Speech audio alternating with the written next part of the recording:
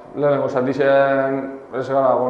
oso gustora ez dugu lortu gure joku eitxia, baina eurek baloi asko kinarren ez duzko aukerak egin. Eta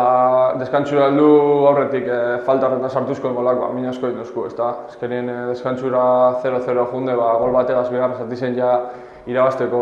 aukera daiko zuz, eta 0 utxeta bateko agaz,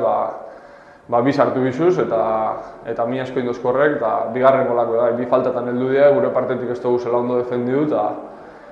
eta azkenien 0 eta 2 jarritxe oso gatsa da maila honetan puntuek lortxia, eta bat eta 2 jarri harren azkenien kriston gola sartuzko eta ezin izan dugu lortu punturik. Pues en la primera parte no hemos conseguido hacer nuestro juego, no hemos conseguido llegar por bandas y poner centros para hacer ocasiones y ellos mediante la posesión pues han anulado nuestro juego, pero ellos tampoco han creado ocasiones, solo que justo un minuto antes del descanso pues nos han metido ese gol de falta que nos ha hecho mucho daño y luego en la segunda parte hemos entrado mejor, pero hemos vuelto a encajar un gol de falta que ya con el 0-2 se nos ha puesto el partido muy costa arriba y al final pues no hemos podido conseguir ningún punto.